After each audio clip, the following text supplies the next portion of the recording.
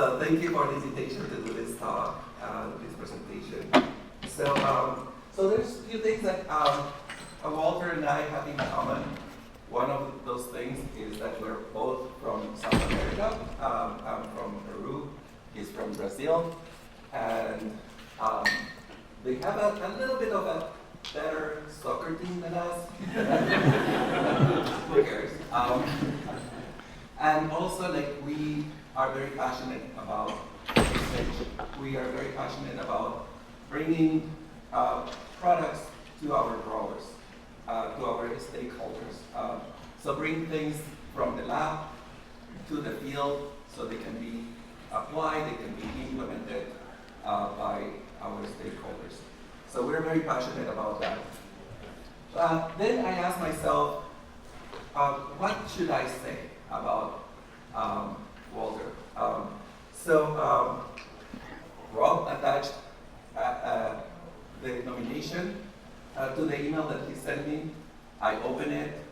There's a wonderful nomination letter from Kobe Scholl, followed by nice letters of support from John Piquet, Camus Oschlager, and Paulo Sardin.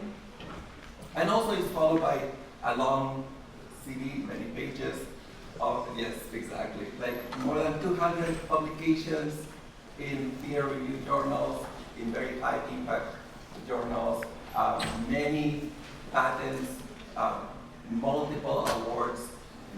So I was thinking, how can I summarize all these achievements in like the 5 minutes that I have to introduce him? And I thought, maybe I should just talk about my own experience, my personal experience with Walter. And when I started at Rutgers University, my first years, I was working on oriental beetle mating disruption. And I published my first paper on oriental beetle mating disruption. And all of a sudden, surprise, I got an email from Walter.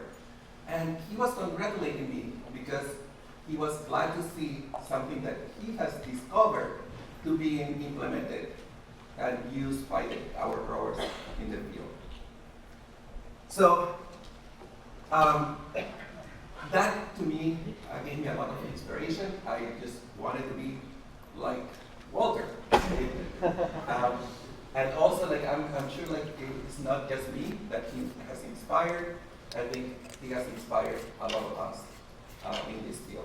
So, without any further ado, there's Walter. Thank you.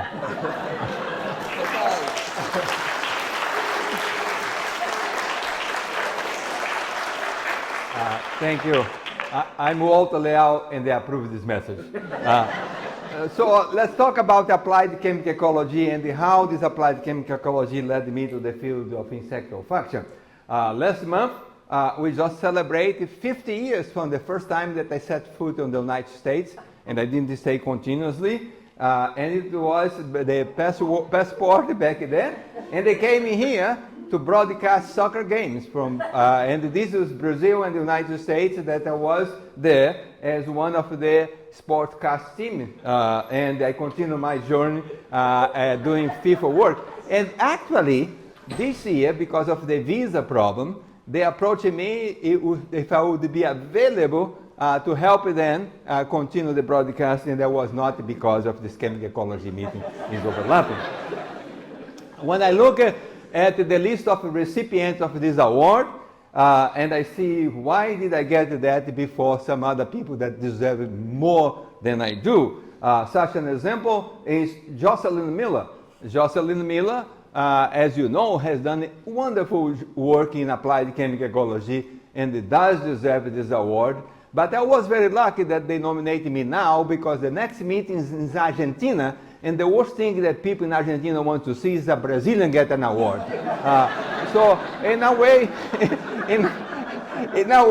I was lucky, but Jocelyn Miller does deserve that. And the reason that I'm in the United States is because of Jocelyn Miller. Jocelyn Miller was approached by the University of California, Davis in about 1998 because they want to start a program in chemical ecology, and they wanted Jocelyn to move from Riverside, and he was not interested in moving from Riverside. Actually, he spent the whole career in Riverside, and he said, I'm not interested, but I know a person in Japan that might be interested. So they contacted me, I applied for the job. It was a mosquito biology job. I applied for the job, and a few months later I got a letter. Thank you for your application. After careful consideration, and you know where I'm going, right? After careful consideration, it's always bad news. Thank you very much. And 1 week later, the department chair called me in Japan, and they said, the faculty likes you so much that they want to interview you. I said, well, the committee said no, and anyhow. So I said, I came, and I gave my interview for that position, and I didn't hear back from the University of California, Davis until today. This position that I have now is a separate one that I applied later, and I got that position, and that position was a position to teach insect physiology. So I called my mentor, Jeremiah Wald, here at Cornell, and said, Jerry, they want me to teach insect physiology, and I'm not an expert in insect physiology. And Jerry said, in that case, you redefine insect physiology. And then I taught insect physiology for many years. But Jocelyn needs to receive this award next year, I hope. So my journey started with chemical ecology of astigmatid mites, nothing to do with scarabeetus. I did my PhD, and I was very fortunate to work with people that knows a lot about structural elucidation, and I learned a lot and identify a number of new compounds, including beta-cardiol, alpha-cardiol, and so many other compounds that were new to nature. And it was very exciting to do this work. And my first presentation was a poster presentation in the International Symposium of Chemistry in Kyoto in 1988. I know some of you are not born yet. And my poster, as you see there, is one single paper. And the poster on the left and poster on the right, and everyone else's poster was a combination of many pieces of paper, right? So I gave the presentation on astigmatid mites. I get hundreds of people coming to my poster, and they all ask the same question. How did you print out this poster in one page? Not a single question about chemical ecology. And after I finished my PhD,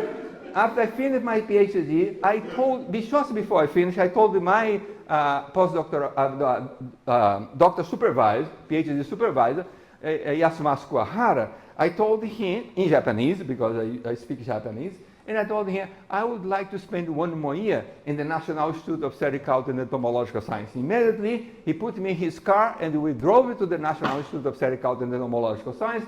He talked to the director and said, Walter wants to stay in Japan. And that's lost in translation, because not what I said, but we don't correct your professors, especially in front of someone else.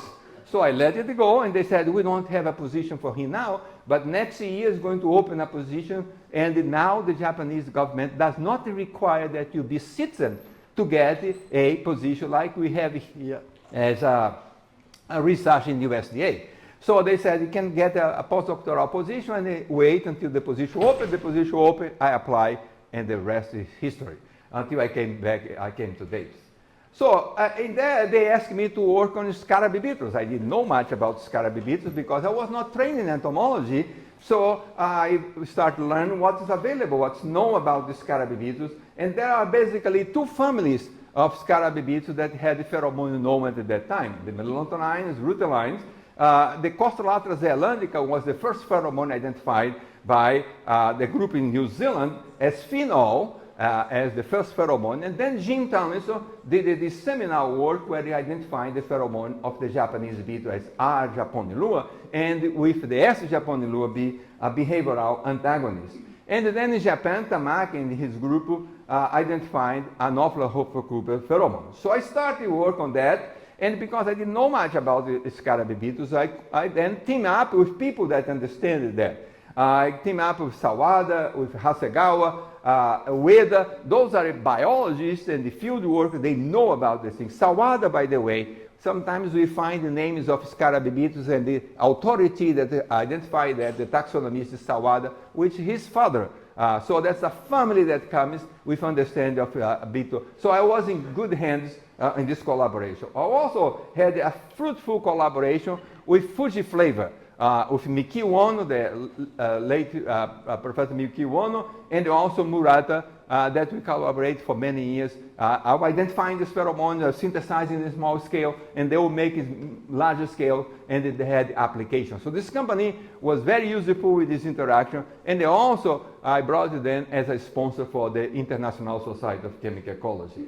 So I used the technique that all of you know well, the GCAD, where a couple GC with an antennogram system, and I started first with the very important agricultural pest in Japan, Anomalous cupria. In Japanese it's called Dougane bui bui because of the sound that when they fly, bui bui bui bui bui, they call Dougane bui bui. And I did a GCAD working here, and there, surely enough, I found one peak that was there in the GC response, and later on I found a second peak, the smaller one, a secondary compound that was also active. And that time I was very excited. I got this lactone that resembles Japonilua, but it was not Japonilua. I get information from GCIR, and I use the chiral chromatography to identify the stereochemistry of this pheromone. I synthesized the pheromone, and the natural product is shown here as is R stereoisomer, and we name that compound bui bui lactone. Wendell Rudolph liked that because the combination of bui bui in Japanese with my English, it was a perfect name to make fun of that, bui bui lactone. So I use also a technique called GC behavior bioassay. That I didn't invent that. Hans Hummel invented that in chemical ecology, but it was not very much useful in terms of application.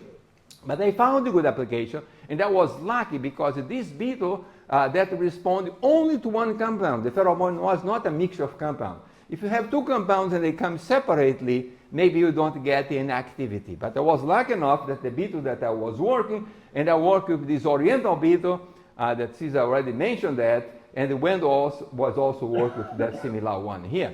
And one of them, it was a beetle that was very important in Japan, and it made the news at 7 p.m. news and national news. 農林水産省の研究所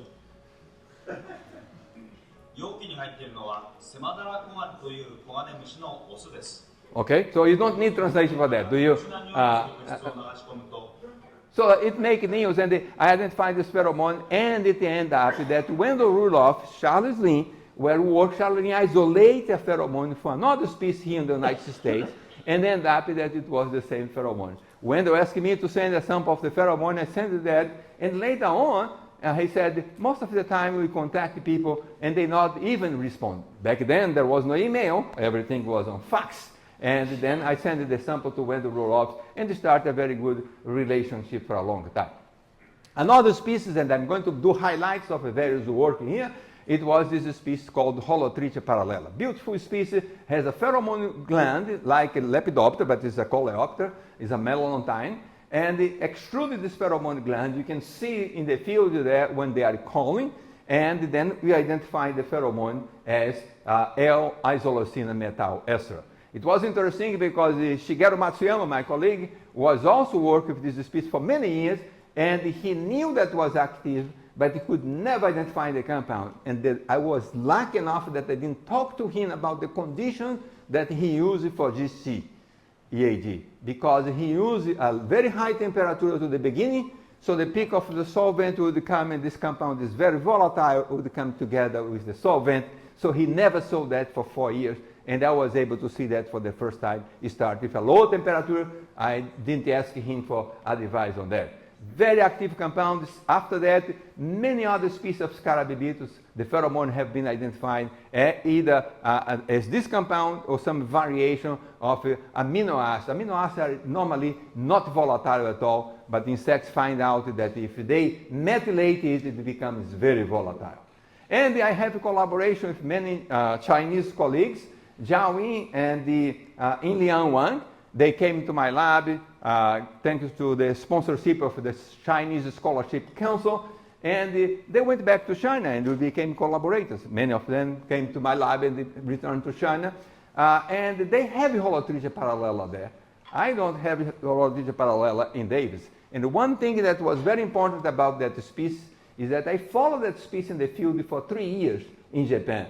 And it comes one day, the next day there is no beetle there, and the following day is a 48-hour cycle for this species. And many people have followed that and found the same in terms of the pheromone production and the behavioral display. The question is, now that you know much about olfaction, what happened with the receptors? And we did this collaboration 2 years ago. We published this paper here in Current Biology that I don't have much chance to talk about that today, but we showed that there is a cycle of 48 hours for the expression of the receptor for the pheromone, the blue one there, and not such a periodicity for the regular compound that detect planted compounds. A beautiful story that combined 30 years separate apart of the work, look at the display in the behavior and the production of pheromone, and look at the receptor of the pheromone 30 years later. Another work that was very important, this is species here of Phyllophyta diversa. This species was beautiful because there was nothing in the GC there that we could see, but the peak of the EAG is remarkable and reproducible. Since we knew that the peak is there, we could go there and concentrate the sample as much as possible and then identify the compound. And the compound was this compound here, this alkaloid compound. Very unusual alkaloid compound. First time discovered in nature, but not first time synthesized, because the French scientists synthesized this compound many years earlier than us when they were looking for alternatives for painkillers, compounds that can be used as painkiller, and for some reason they discontinued that.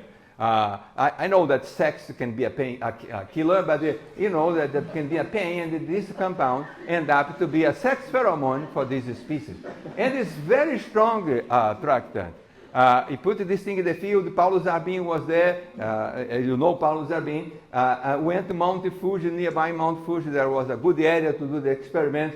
And we found that this compound is amazingly active and in attracting these insects. Although this compound is a solid at room temperature, and we think that solid compounds do not have enough vapor to do that, but this compound is solid, and it is a very important volatile pheromone. So I thought that this is good, but could be better because we see many insects come into the trap, and only a few were trapped.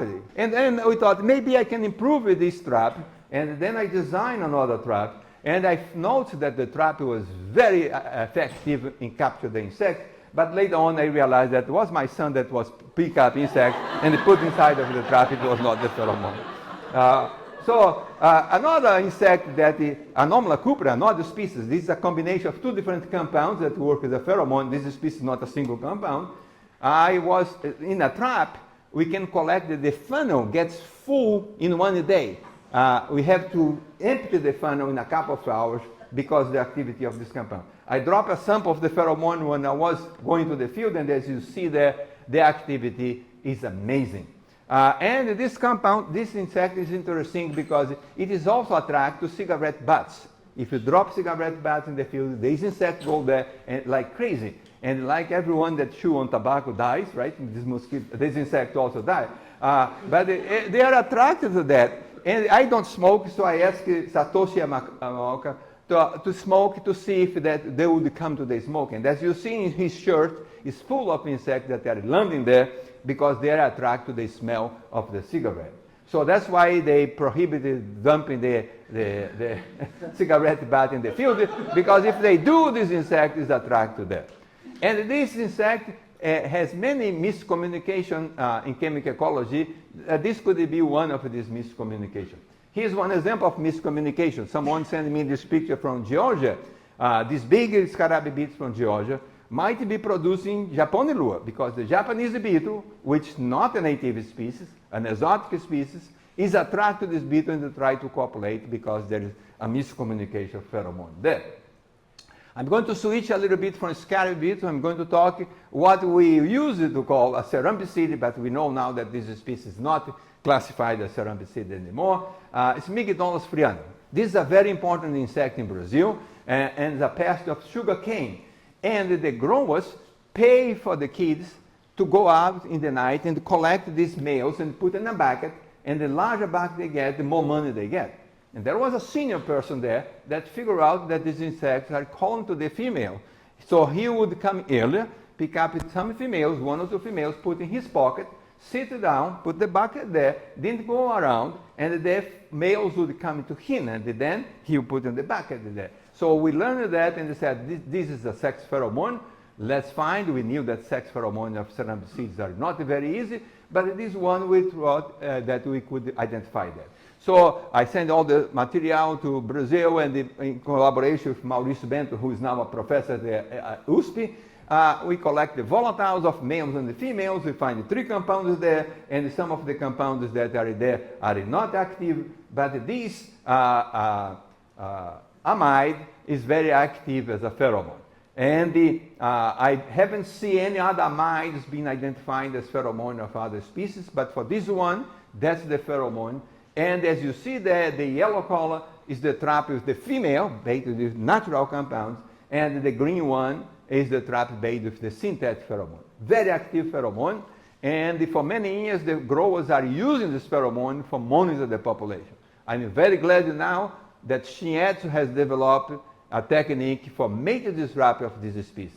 And like everything that you do in chemical ecology, we hope that becomes useful to society, and this is a good example, one of the many good examples that become useful to society. So the most challenging thing here, it was to get this small airplane to go to the field, because in case, don't tell anyone, but I'm afraid of flying. Flying this small plane was not a fun thing to do. The pilot asked me, "You are so afraid, come here close to the cockpit." And he was trying to explain everything to me. I became even more afraid of a flight after that. Another species that not to do with Scarabibitus, this is a navel orange worm. I just got an email here saying the numbers of that they are useful this pheromone in the field. This pheromone was challenged for about 30 years before I came to Davis, and we have successfully identified this pheromone thanks to a student, Ana Lia Parra Pedrazoli from the University of São Paulo, that came to the lab, and she would get this EAG with 2 small peaks, 26 and 28 minutes. And I said, no, this looks like a noise, you should repeat that. And she repeated so many times, and it was always there. I said, okay, now I can go after the chemistry. And the chemistry was so unusual, because Lepidoptera pheromone are not hydrocarbon, and we have these pentaene compounds with 5 hydrogen unsaturation, and it became a very important pheromone that we use in the field, and they are very useful in the field. This was at a time that I was considering moving to Penn State, and I was already trying to convince my daughter that Penn State would be the center of the universe, because I didn't want the kids to be afraid of moving. And after that, I never went to Penn State anyway. Everything looks great. I mean, only tell you the stories, and that's what you get in meetings. People talk about what they did and was successful. But Jeremiah Wald said it properly, that it's one of the privileges of academic life that we are allowed to quietly forget projects that have not worked out, so long as we end up with a reasonable yield of successful outcomes. Right? We have many failures, but we don't talk, and the students that are in the audience, when they have a failure, they think that they are the only one who failed. No, all of us fail, except that we don't tell you the stories. Okay? But I will tell you the stories, and probably I failed because I was too young. When I came to Cornell on sabbatical and worked on Cyclocephalurida. Cyclocephalurida is a very important species because Ken Hines was president of the ISC, and also Dan Potter from Kentucky University. They found that the immatures, the grubs, attract the adult males, and they try to copulate with the immature insects. So there is something of miscommunication there. And why they found it was a lack situation, because normally the immatures don't come outside of the soil. They stay inside of the soil, and they don't live at the same time. But these insects are sick with some sort of bacteria that prolong the development time, and they also force them out of the soil. So they found this observation, and we went after that. They sent us the beetle, and we tried to identify. It's a beautiful response. You see here in the behavior bioassay that was done here in Cornell in the Baker laboratory, and we find this response. We look also at the GCAG, and we got the GCAD on the right, on the top, with the female aeration material. That's a pheromone. That's a very clear peak there of a GCAG, but there is nothing in the trace of FID, and the same peak that comes if you get the extract from the grubs. So the grubs produce, by coincidence or not, the same compound as the adult females produce as a pheromone. Now moving to a more successful example, this is another beetle that was very important in the agriculture and the trophy groups in Japan, and we identified this pheromone. This is a melanontine. And melanontines normally have this strange chemistry there, and the rutulines have this fatty acid derived compound. This is a counterexample. They have this compound that has to be derived for fatty acid, but it was very useful and very attractive in the field, and they use it as a trap system in Japan. But what the turning point here was anomalous osakana. Anomalous osakana, again, I look at these compounds by GCAG, and then I found one single peak there in the GCAD. When I look at the identification of this compound, this was Japonelua, but not R. Japonelua like Jim Tomlinson found. This was S. Japonelua. And Jim Tomlinson found that the R. Japonelua is the pheromone, and the S. Japonelua was a behavioral antagonist. This picture is very interesting. I told you a story about this picture. I like to tell you stories. Jim Tomlinson is taking the trap, and then you see that his pocket has a cigarette there, right? And he promised his mother that he was not smoking, but someone sent this photo to his mother, and clearly he had some cigarette in the pocket. But anyhow, this is the type of the field in the 1970s and so forth. And then, many years later, I find there are other species that coexist with the Japanese beetle and use the antipode of the sex pheromone, and the Japanese beetle pheromone is a behavioral antagonist for Anomalous osakana. So we found an explanation for what Jim Tomlinson found many years earlier, why this enantiomer is a behavioral antagonist.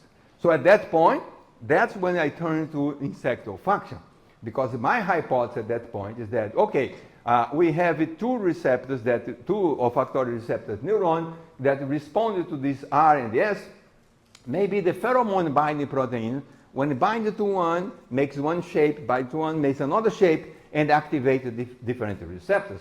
So the hypothesis at that time was that. So I submitted a grant proposal for the Japanese grants agents, and I got a very big project there. The good thing in Japan is that you submitted this big project, they have 600 applications at that time, they cut it down to 6, and they invite you to present the work. So that was much better than in here, that you have everything is on paper. And then I can explain it better in an oral presentation. So the first thing, now we have the money, then we could do is that we can make these radioactive compounds. This compound has a double bond. We can make the compound with a triple bond, and then ask a company to tritiate that, to hydrogenate the double bond, put 2 tritium there in the right position, because this is a very difficult thing to do in the lab. $10,000 a piece of compound at that time back then. So now the first question I could answer, the question is that, do they discriminate? Then we isolate the protein from Anomalous osakana. As you see here in the left, this is the protein from the gel, from the antenna, and this is the recombinant protein. You see one single bond there, we make this protein recombinant. Now, we incubate the recombinant protein with the R and with the S Japonelua, and it might be difficult to see from there, but the bonding here is of the same intensity, indicating that they don't discriminate these stereoisomers. They bind the protein, bind equally to both of them. And in fact, recently, Paolo Pelosi did another assay utilizing different things, and with the so-called cold compound, the radioactive we call the hot compounds. So he did with the cold compound, and he came out with the same conclusion that they do not discriminate this. However, the pheromone degrade enzyme that's in the antenna, they discriminate. And then this is a TLC plate. So what we did here is that we incubate the pheromone with the extract with the pheromone degrade enzyme. And then we see here the pheromone is on the top. And we see the pheromone, when incubate the R compound, degrades so much, completely degrade. Nothing is left over there. When you incubate with the S-Japonelua, you see that they degrade, but not to the same intensity. That told the eyes that there is chiral discrimination. The pheromone degrade enzyme discriminated this. So we have to go after this enzyme and demonstrate that. So we did a little detour. We worked with the Antareia polyphemus, because it was easier to find out it because we have the live insect in the lab.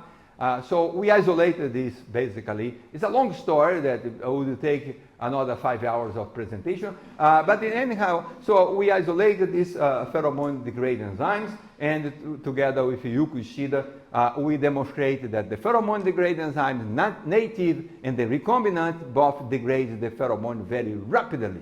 Then here's Yuko Ishida enjoying seeing his paper in PNAS, in the cover of PNAS. Then we moved to the Japanese beetle because that's the question that we wanted to answer. And the question that what happens with this chiral discrimination there with the Japanese beetle. But now we had the setup already in place, and then we did the same thing, isolated the pheromone degrade enzyme, and demonstrated that the pheromone degrade enzyme degrades the pheromone very rapidly, and the behavioral antagonist in this case in here, that's S-Japonelua, they degrade very slowly. So there's a chiral discrimination there that could be part of the process of discriminating R and S. Zhao Yin approached me and they said, we have a very important agricultural pest here that causes so much problem, Anomalous corpulenta. Can we work together to identify the pheromone? You have experience on that? I said, okay, let's do that. So we started doing this project of applied chemical ecology very recently. We extracted that, and then we noted that the extract is very active. So we did the GCAG, the peak is there, everything is fine. Then we identify R. japonelua, and we trusted R. japonelua and the S. japonelua. S. japonelua did not respond in GCAG, so we went into chiral chromatography. She sent me the extract, I separated them, and did the same identification of the stereoisomer, and identifying that this is our stereoisomer. Then we did we did some behavioral assay to see what happened with these stereoisomers. And we see in the top in here, it got a little bit out of focus now for some reason, but on the top in here, we see that the R. japonelua is responding. The bar to the right is very blue, right?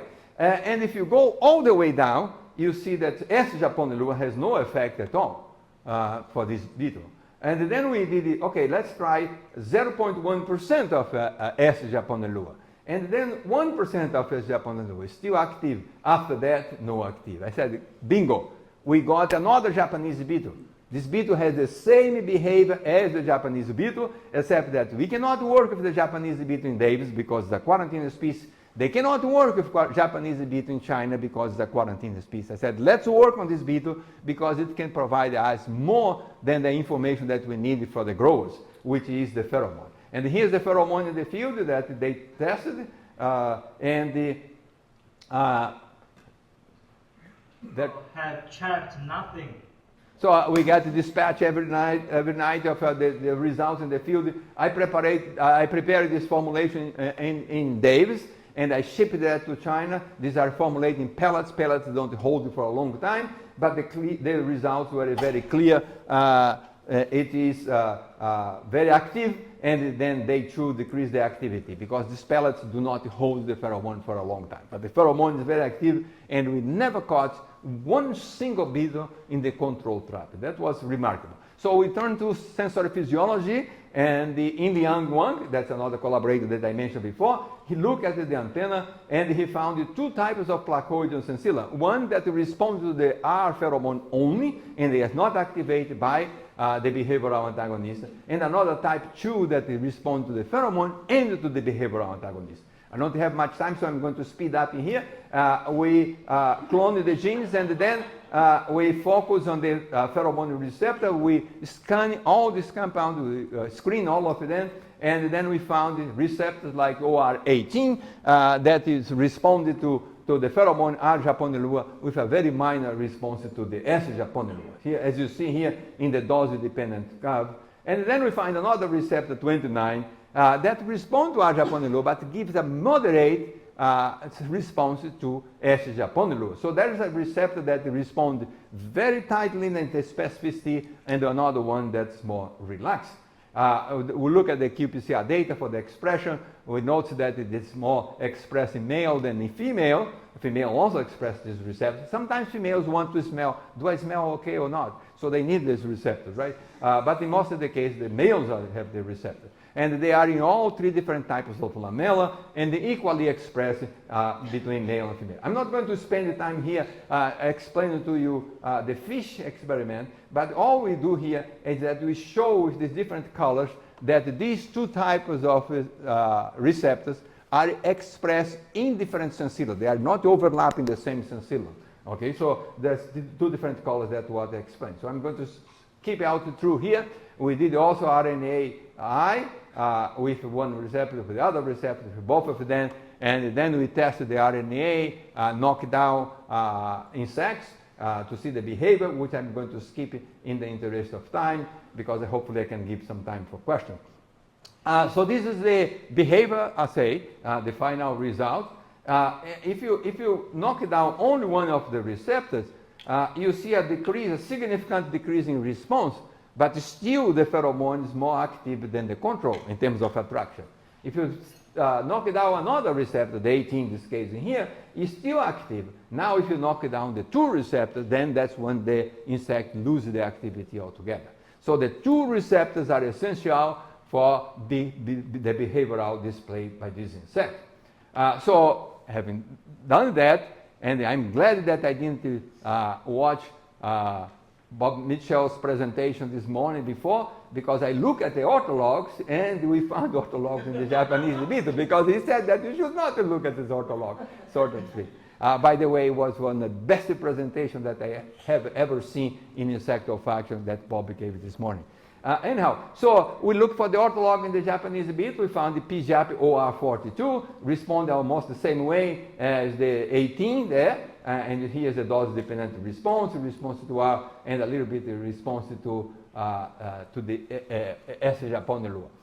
And then we look at the orthologs for R29, and we find parallel 37 and 39. 37 respond like the other receptor before, same thing, Japanese beetle, a little bit there. But look at this thing here. This was a treasure box that you have been looking all the time. I wish Jim Tannus was still alive, because he would love to see that.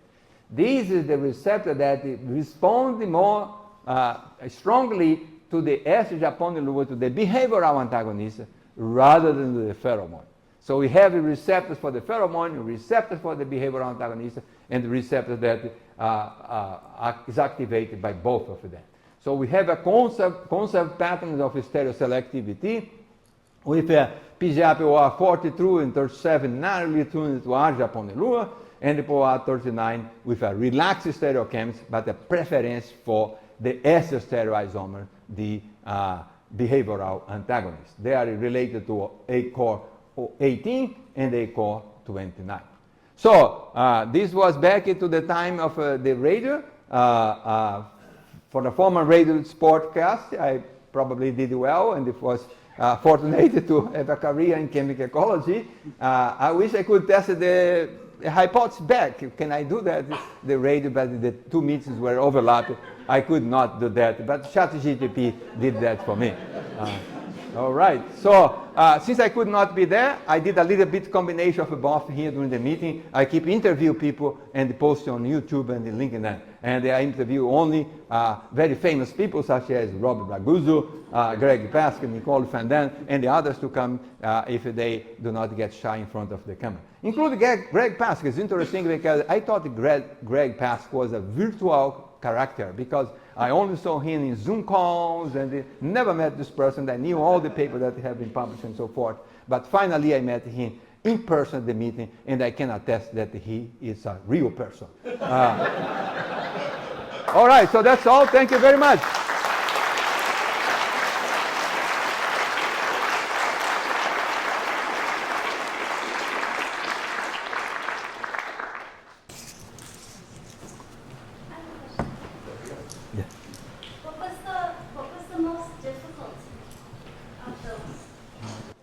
all the project that we're talking about. I didn't talk about that. It's the Diaphorina citrus, the Asia citrus psyllid.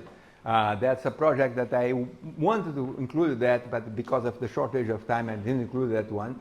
Is a psyllid, and we found the pheromone accidentally after many years of work, and we tested this pheromone here in the field in California. It was beautiful, and it works properly. So we went back to Brazil, tested the same pheromone, completely failed.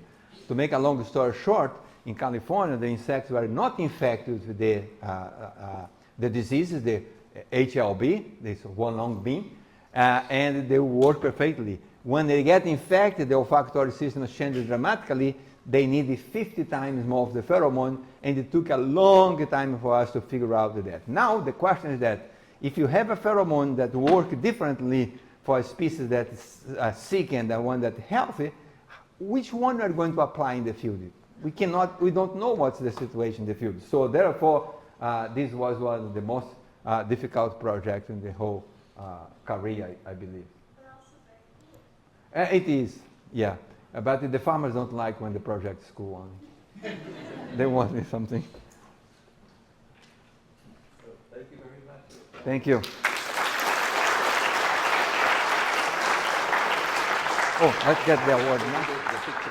Yeah? Yes. The picture, yes. Like this?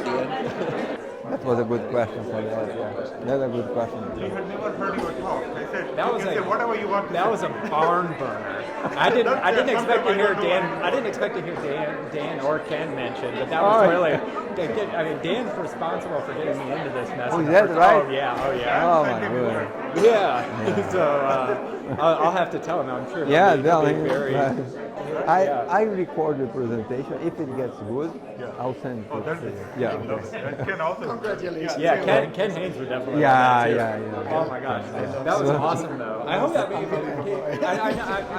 I was gonna say I know you're retired now, so you could come. No, I'm You're not. retired? I'm just tired. I'm not retired. You're just tired. I thought you were retired. Well, I changed the tire of my car, and I want to take a picture, and they say, finally, I'm retiring. But I thought it would be a little bit too much. No. Your review article came out, was that like just a few months ago? And I was Right. reading it, and I'm like, yeah, okay. Right, But anyways. I will awesome. see you there or Yeah. somewhere else. Yeah. Hello. I'm Quentin. Yeah. I work with Jeremy Allison. Yeah, nice. In Canada, and I did a bit of work on Japanese beetle. We did, And I yeah. was curious if you had any thought about, for example, the pheromone blend. Yeah. Actually, is much more attractive than the pheromone. The blend is nice because you also catch females, Yes. and then it helps.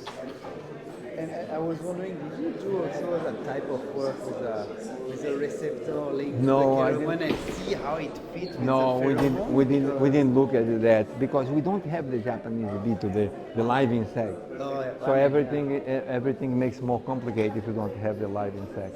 I think we have to get here. They're going to start the symposium here in a minute. In a minute. 2 minutes? Oh my goodness. Let me. Thank you very much for letting me.